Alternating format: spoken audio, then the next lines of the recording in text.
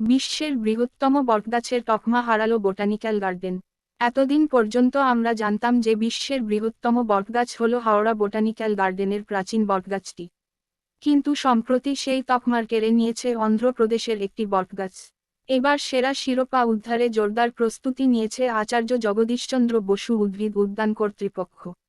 Great banyan tree বলতে হাওড়ার botanical গার্ডেনে অবস্থিত বটবৃক্ষের কথাই জানেন মানুষ।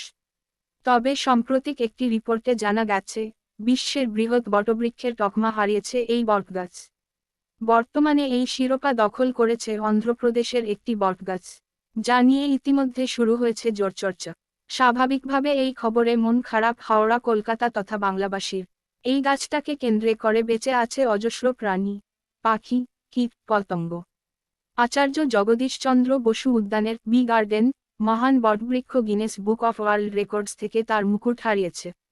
জানা গিয়েছে, অন্ধ্রের ওই বটগাছ আয়তনের দিক থেকে পিছনে ফেলেছে এই বটগাছকে। যদিও তার সত্যতা যাচাই করতে হাওড়া বোটানিক্যাল গার্ডেন অর্থাৎ আচার্য জগদীশচন্দ্র বসু উদ্ভিদ উদ্যান কর্তৃপক্ষের একটি দল অন্ধ্রপ্রদেশ পাড়ি দিচ্ছেন। অন্ধ্রপ্রদেশের জঙ্গলে অবস্থিত বিশাল আকারের ওই বটগাছের পরীক্ষা নিরীক্ষা হবে। 1984 সালে গিনেস বুক অফ ওয়ার্ল্ড রেকর্ডে অন্তর্ভুক্ত করা হয় গ্রেট বটবৃক্ষ। দীর্ঘদিন বৃহৎ বটগাছের তকমা দখল করেছিল হাওড়ার এই বিশাল বটগাছ। সম্প্রতি একটি রিপোর্টে জানা যায়, বিশ্ববিখ্যাত বটগাছের তকমা ছিনিয়ে অন্ধ্রপ্রদেশের একটি বটগাছ। ভারতের অন্ধ্রপ্রদেশ রাজ্যের অনন্তপুর জেলার থিন্নাম্মাপুরে অবস্থিত একটি দৈত্যাকার বটগাছ বিশ্বের বৃহৎ বটগাছের তকমা পেয়েছে। প্রাচীন মিশরে পাতলা কোমরের মেয়ের খুব কদর ছিল।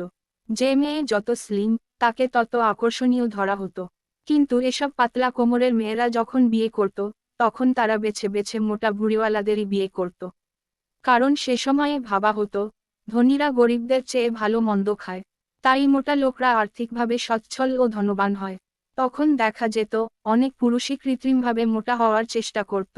আবার মাথায় টাকওয়ালা পুরুষদের ভাবা হতো মহাজ্ঞানী, তাদেরও বেশ কদর ছিল। মধ্যযুগে এসে মোটা মেয়েদের কদর খুব বেড়ে যায়, কারণ তাদের ধনী অভিজাত পরিবারের ভাবা হতো। কারণ একগাদা দাসী থাকার কারণে তাদের কোন কাজই করতে হতো না, ফলে কাজ না করার জন্য মোটা হয়ে যেত। সেটাই ছিল আভিজাত্যের প্রতীক। আসলে সৌন্দর্যের সংজ্ঞা যুগভেদে এক এক রকম। আজ সারা বিশ্বে প্রচার করা হচ্ছে মেয়েদের জন্য ফর্সা মানেই সুন্দর, জিরো ফিগার মানেই আকর্ষণীয়। এই জন্য বেলা হাফ প্লেট ভাত খেয়ে দুর্বল শরীর নিয়ে হলেও ফিগার জিরো মেনটেইন করাই ব্যস্ত সবাই।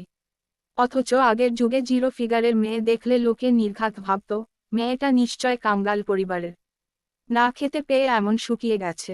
এগুলো আসলে কিছুই না, সবই কর্পোরেট ব্যবসা। মোটা বা পাতলা,